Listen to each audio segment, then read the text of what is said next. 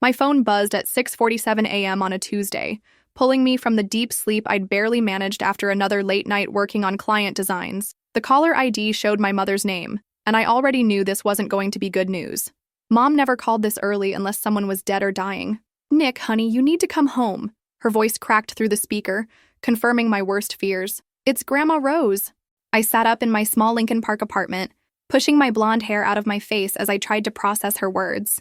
Grandma Rose had been in the hospital for 3 weeks now, fighting pneumonia that her 89-year-old body just couldn't shake. We'd all been taking turns visiting her, but I'd been there just 2 days ago and she'd seemed stable, even joking about the terrible hospital coffee. "When?" I managed to ask, though I already knew the answer from the hollow sound in my mother's voice. "About 2 hours ago. She went peacefully in her sleep," Mom said, and I could hear her crying now. "The funeral home is...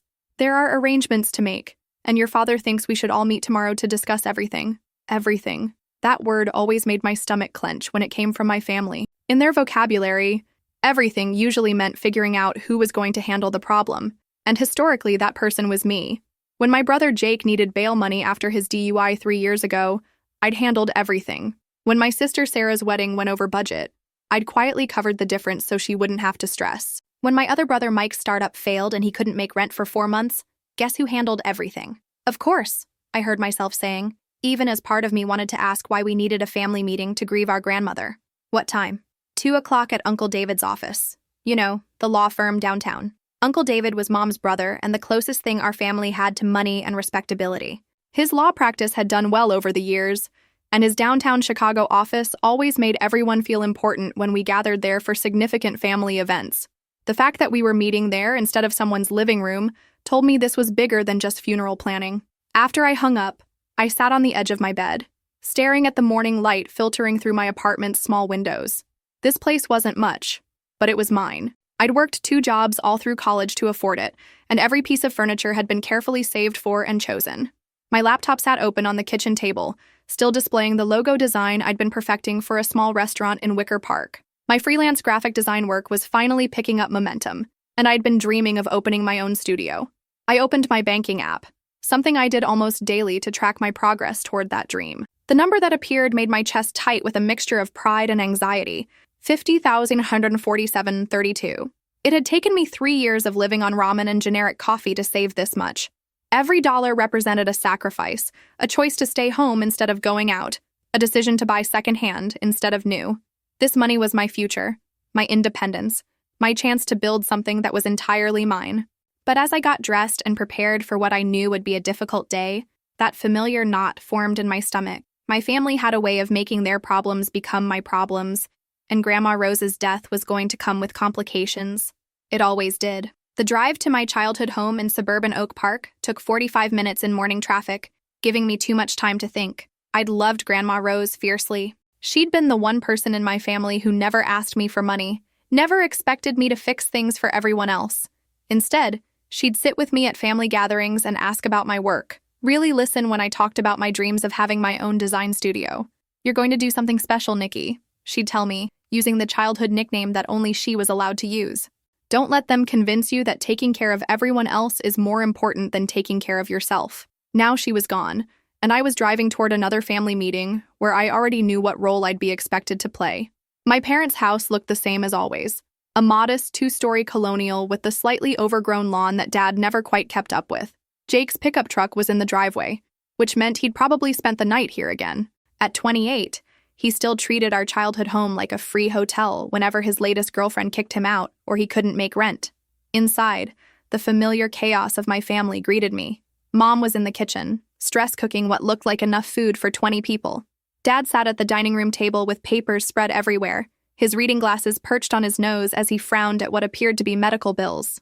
Sarah was curled up on the couch, still in her pajamas even though it was almost noon, scrolling through her phone with red-rimmed eyes. Mike paced the living room, talking loudly on his phone about some new business idea that was definitely going to make him rich this time. "Nick's here," Mom announced, as if I were the missing piece they'd all been waiting for. And maybe I was. Uncle David's law office occupied the 15th floor of a sleek downtown building, with floor-to-ceiling windows that offered a commanding view of Lake Michigan. I'd always felt small in this space, surrounded by mahogany furniture and leather-bound books that screamed success and stability. Today, that feeling was amplified as my entire family crowded into the conference room, everyone looking uncomfortable in their hastily assembled funeral attire. "Thank you all for coming," Uncle David began, his voice carrying the professional tone he used when he was about to deliver bad news. At 55, he looked every inch the successful attorney, with his silver hair and expensive suit. "I know this is a difficult time, but there are some pressing matters we need to address regarding Rose's estate."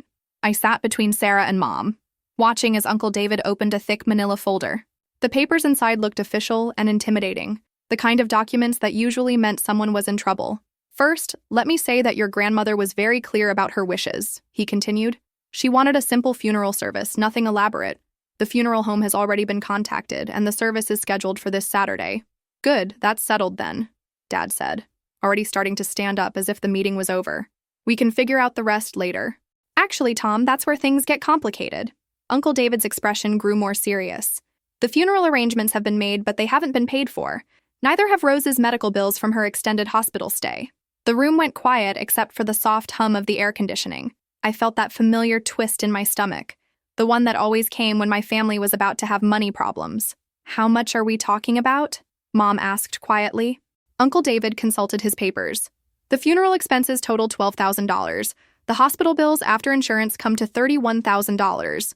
There are also some outstanding credit card debts and final expenses that bring the total to approximately $48,000. Sarah gasped. Mike stopped pacing. Jake, who had been half asleep in his chair, suddenly sat up straight. My father's face went pale. "But surely the estate can cover this," Mom said hopefully. "Rose owned her house, and she had savings." "That's the other complication," Uncle David explained gently. "Rose took out a reverse mortgage on her house 5 years ago to help pay for her living expenses. The house belongs to the bank now. Her savings account has about $3,000 in it, which doesn't even cover the funeral costs." The silence in the room was deafening.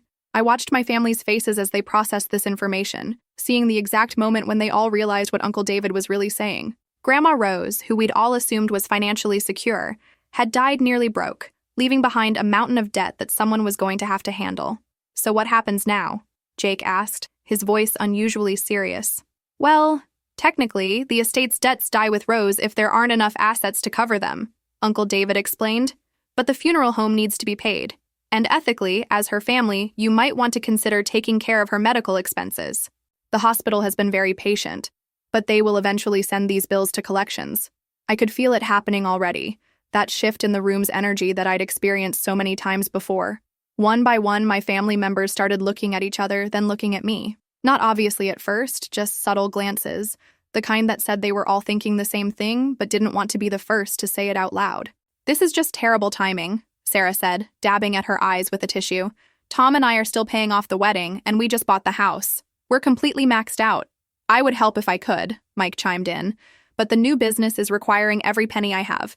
I'm actually in the hole right now, waiting for the investors to come through." Jake nodded in agreement. "Same here. The construction company laid me off last month, and I'm barely making ends meet with odd jobs." Mom and Dad exchanged a look that I knew all too well. They were on a fixed income now that Dad had retired from his job at the post office, and Mom's part-time work at the local library barely covered their groceries. Uncle David cleared his throat. "I understand this is a difficult situation for everyone. Perhaps you could all contribute what you can, even if it's just a small amount each month." "That's not going to work," Dad interrupted. "The funeral home wants payment before Saturday, and the hospital is already threatening to send the bills to collections." The room fell silent again, and I felt all eyes turn to me. Not directly, but I could sense it. The weight of their expectation, their hope, their automatic assumption that I would somehow fix this problem, like I'd fixed all the others. "Well," Mom said finally, her voice carefully neutral, "I suppose we need to figure out who can handle this." "Nick's been doing well with her design work," Sarah added, as if I wasn't sitting right there. "And she's always been so good with money. She's the only one who doesn't have a family to support," Jake pointed out. Mike nodded enthusiastically. "And she's got that business thing she's always talking about? She must have some savings put away." I felt my chest tighten as I watched them discuss me like I was a solution to their problem, rather than a person with my own dreams and limitations.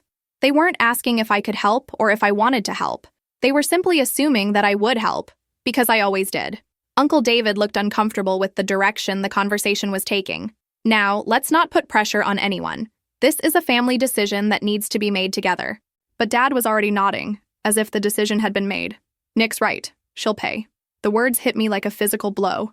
Not, can Nick help us figure this out? Not, would Nick be willing to contribute? Just, she'll pay.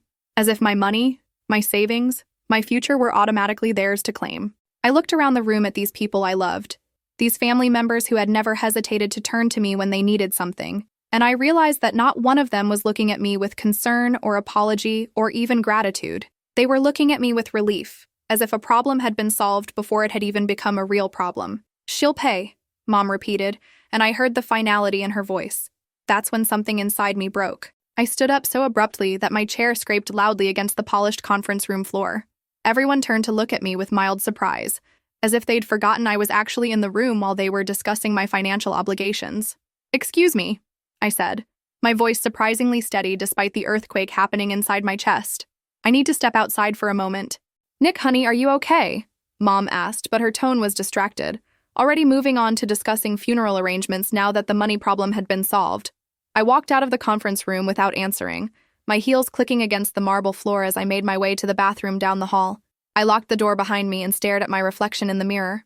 My face was pale, my blue eyes wide with something that looked like shock. But underneath the shock, I could see something else building, a kind of fury I'd never felt before. For 25 years, I'd been the reliable one, the one who worked through college while my siblings partied, the one who stayed home on weekends to save money while they went out and racked up credit card debt, the one who quietly picked up the check at family dinners, who loaned money that was never repaid, who solved problems that weren't mine to solve. And what did I have to show for it? $50,000 that I'd scraped together penny by penny, working 60-hour weeks and living like a monk. $50,000 that represented 3 years of saying no to everything I wanted so I could build something that was mine. I pulled out my phone and opened my banking app, staring at that number, $5,847.32. Then I opened my calculator and did the math.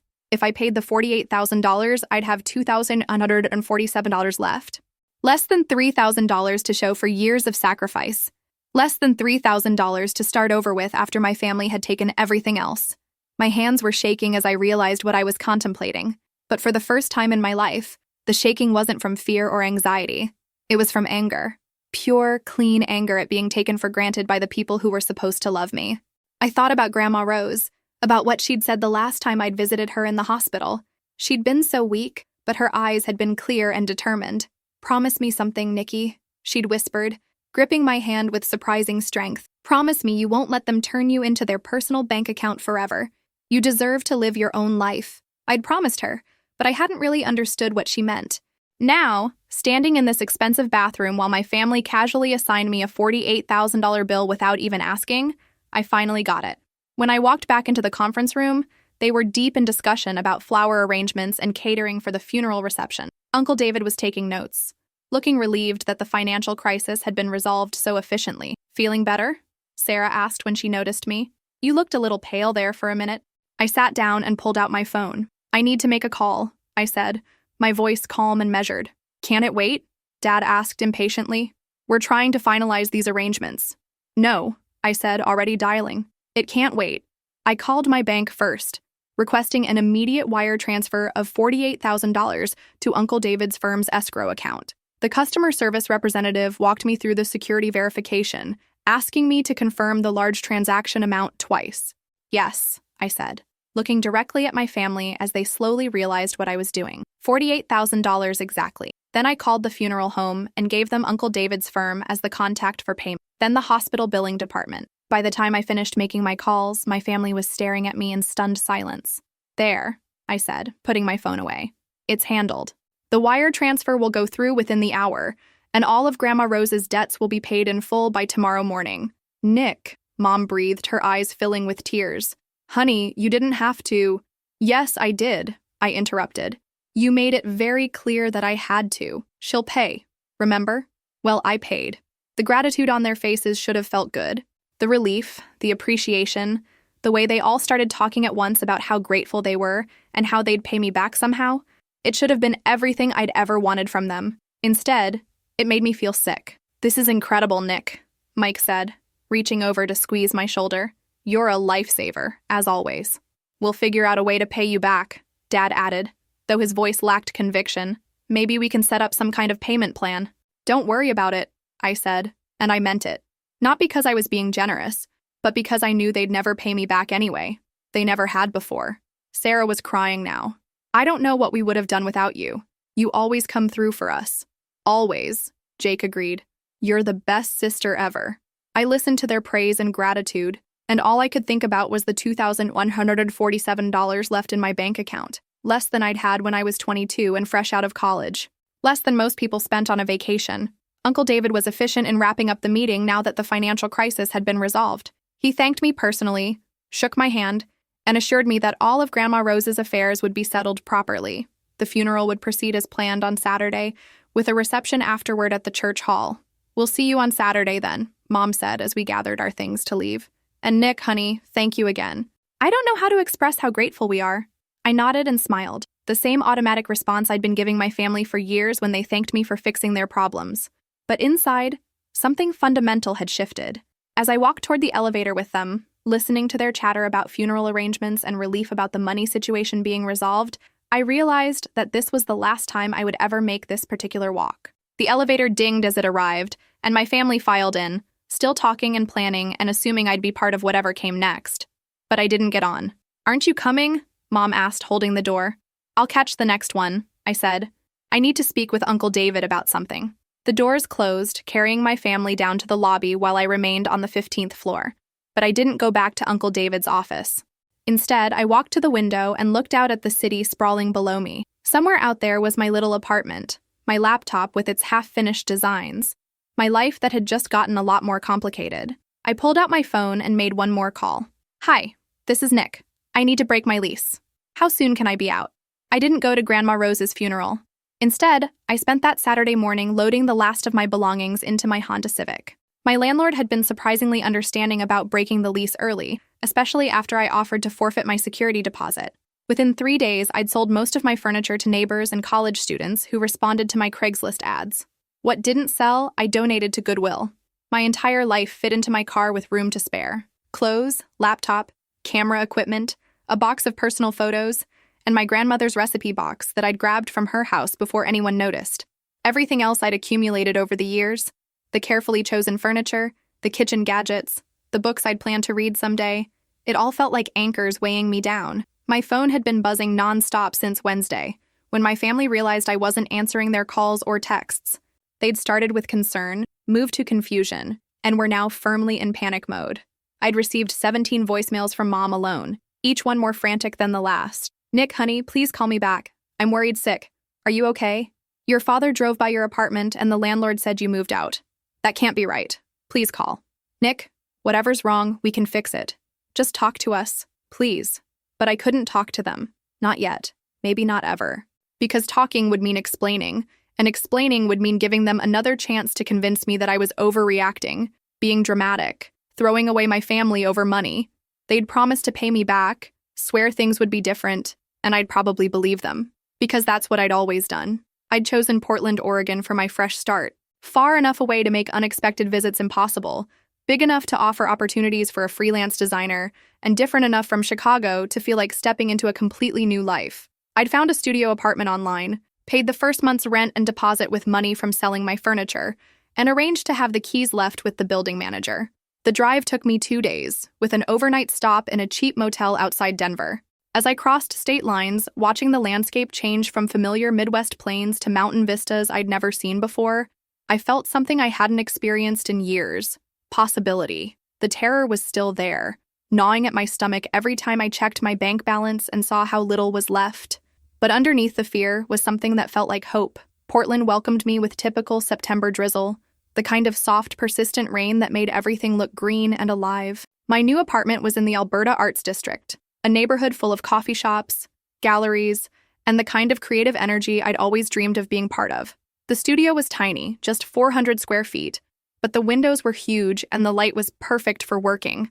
I spent my first week setting up my makeshift office and walking the neighborhood, learning the rhythm of this new city.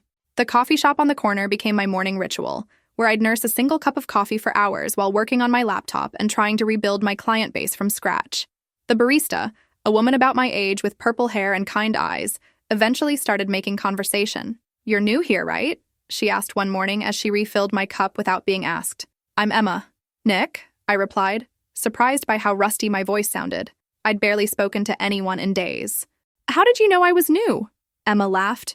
You've got that shell-shocked look that people get when they're running from something. Plus, you tip like someone who's used to expensive coffee, but you're drinking our cheapest blend. Her directness should have been off-putting, but instead it felt refreshing. No one in my family had ever been that honest about anything. What gave me away? I asked. The way you look at your phone when it buzzes and then don't answer it. Classic signs of someone who's taking a break from their old life. Emma leaned against the counter. Whatever you're running from, I hope it was worth leaving behind. I thought about that question for the rest of the day. Was my old life worth leaving behind? The family who loved me but took me for granted? The city where I'd always felt safe but never truly free? The patterns that had shaped me into someone who said yes to everything even when it cost me my dreams? The answer came to me that evening as I sat in my empty apartment, eating takeout Thai food and working on a logo design for a local bookstore that had hired me for $25. It wasn't much money, but it was mine. Every dollar I earned was going toward my future, not toward cleaning up someone else's past. My phone rang, and for once I looked at the screen. It was Sarah. I almost let it go to voicemail like all the others, but something made me answer. Nick? Oh my God, thank goodness. Where are you? We've been so worried. I'm fine, Sarah. But where are you? Mom said you moved out of your apartment. That doesn't make sense. Why would you move and not tell us? I closed my eyes, trying to find the right words. I needed a fresh start. A fresh start? Nick, what are you talking about? Is this about the money? Because we're going to pay you back, I promise. Dad's looking into a loan, and Mike thinks his investors are going to come through next month. The same promises I'd heard after every other financial rescue. The same assurances that never materialized into actual repayment. The same assumption that money was the only issue here. It's not about the money, Sarah. Then what? We don't understand. Everything was fine at the funeral planning meeting. You took care of everything like you always do, and then you just disappeared. It doesn't make sense. Like I always do. That phrase hit me like a slap. That's exactly the problem, I said quietly. I always do. And you always let me. Nick, you're not making sense. We're family. Family helps each other. When was the last time you helped me with anything, Sarah? The silence on the other end of the line stretched so long I thought the call had dropped. That's not fair, she finally whispered. We help you in other ways. How? Another long silence. Nick, please just come home. Whatever's wrong, we can fix it together. No, I said, surprised by how firm my voice sounded. We can't fix it together, because you don't think there's anything to fix. You think this is just me being dramatic. You are being dramatic. You're throwing away your entire life over nothing. And there it was. The response I'd been expecting.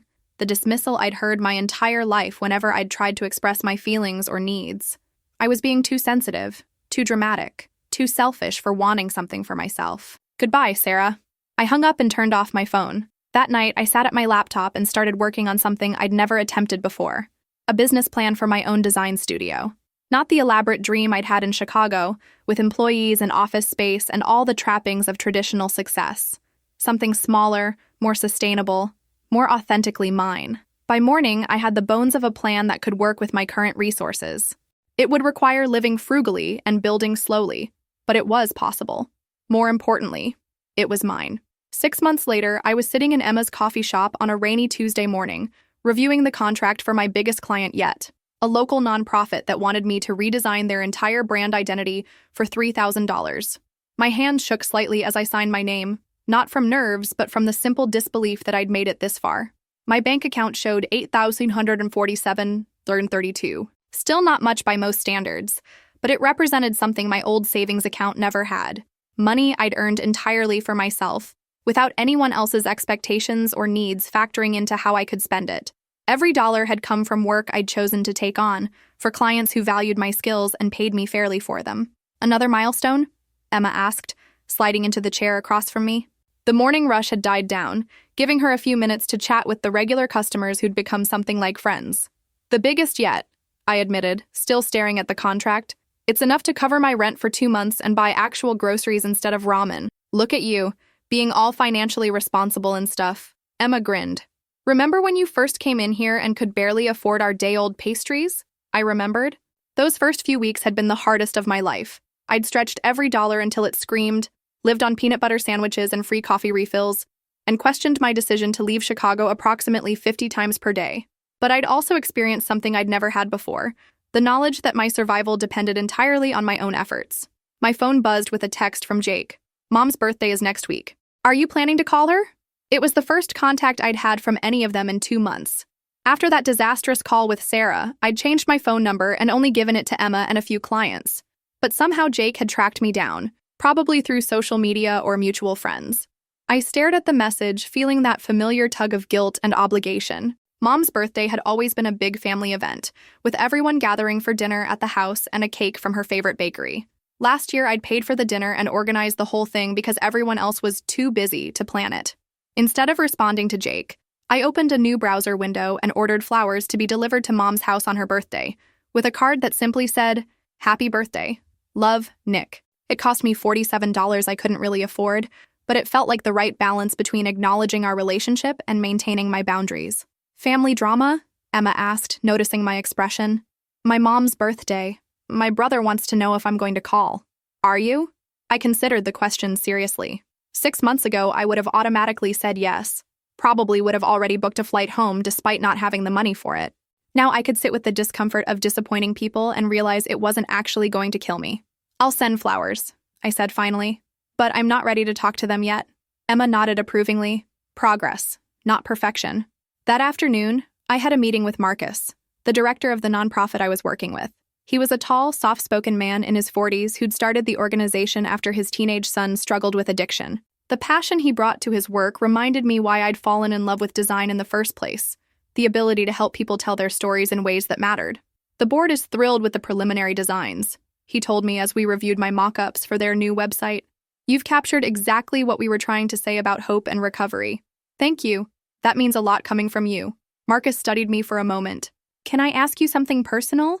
You have such insight into starting over, into what it feels like to rebuild your life from nothing. Is that something you've experienced yourself?" I thought about how to answer that question honestly without oversharing. I made some major life changes recently, left behind a situation that wasn't healthy for me and started fresh in a new city with almost no resources. It's been terrifying and liberating at the same time. "That takes incredible courage," he said quietly. "Most people stay in situations that don't serve them because change feels too risky." "The risk of staying felt bigger than the risk of leaving," I replied, surprising myself with how clearly I could articulate something that had felt so chaotic and emotional when I was living through it. As I walked home that evening, Portland's persistent drizzle misting my face, I thought about Marcus's words. Had I been courageous? Or had I just finally reached my breaking point? Maybe it was both. Maybe courage wasn't about not being scared. Maybe it was about being terrified and moving forward anyway. My tiny apartment greeted me with its familiar mix of coziness and limitation. I'd learned to love this space in a way I'd never loved my old apartment in Chicago. Every piece of furniture had been chosen carefully based on both need and budget. My desk was a door I'd bought at a hardware store and balanced on filing cabinets from Goodwill. My bed was a mattress on the floor until I could afford a frame, but it was all mine, paid for with money I'd earned, in a place I'd chosen for myself. I made dinner, actual vegetables and protein, not ramen, and sat down to work on some smaller projects while a Netflix show played in the background. This had become my evening routine, quiet, productive work in a space that felt safe and authentic. No family crises to solve, no emotional labor to perform for people who took it for granted, no anxiety about disappointing others by prioritizing my own needs. Around 10 o'clock, my phone rang. The number wasn't one I recognized, but the area code was Chicago. I almost ignored it, but something made me answer. "Hello? Nick? It's Uncle David." My stomach immediately clenched. Uncle David never called unless something was seriously wrong. "Hi," I managed. "Is everything okay?" "Everyone's fine," he said quickly. "But I wanted to talk to you about something. I hope you don't mind that I got your number from your old employer." I waited, not trusting myself to speak. "Your family is struggling to understand why you left, and frankly, so was I at first. But I've been thinking about that day in my office, about how they just assumed you'd pay for everything without even asking if you were able or willing to do it." This was not the conversation I'd been expecting. "I've been practicing family law for 25 years, Uncle David continued, "and I've seen this pattern before. One family member becomes the designated problem solver, and everyone else stops taking responsibility for their own lives. It's not healthy for anyone involved." "I'm surprised to hear you say that," I admitted. "Your grandmother came to see me a few months before she passed away. She was worried about you, about how much your family depended on you financially and emotionally. She asked me to keep an eye on things, to make sure they didn't take advantage of your generosity." My throat tightened. Of course, Grandma Rose had seen what was happening. She'd always been the most perceptive person in our family. She also left something for you, Uncle David said. A letter. She asked me to give it to you when I thought you were ready to receive it. What does it say? I haven't read it, but she told me it contains some information she thought you should know about your family's financial habits and some advice about protecting yourself. I closed my eyes, feeling a mixture of love and loss for the grandmother who had been looking out for me even after she was gone. I can mail it to you if you'd like to give me an address, Uncle David offered. Yes, I said without hesitation. I'd like that very much. After I hung up, I sat in my small apartment, surrounded by the life I'd built from almost nothing, and felt something I hadn't experienced in months. Curiosity about what came next instead of fear about how I'd survive it. Tomorrow, I'd wake up and work on projects I'd chosen, in a city I'd selected, living by rules I'd made for myself. The money in my bank account was modest, but it was growing steadily through my own efforts. The people in my life, Emma, Marcus, my new clients, valued me for who I was rather than what I could provide. For the first time in my adult life, I was living entirely for myself, and it turned out that person was someone worth investing in after all. Outside my window, Portland glittered in the rain, full of possibilities I was finally free to explore.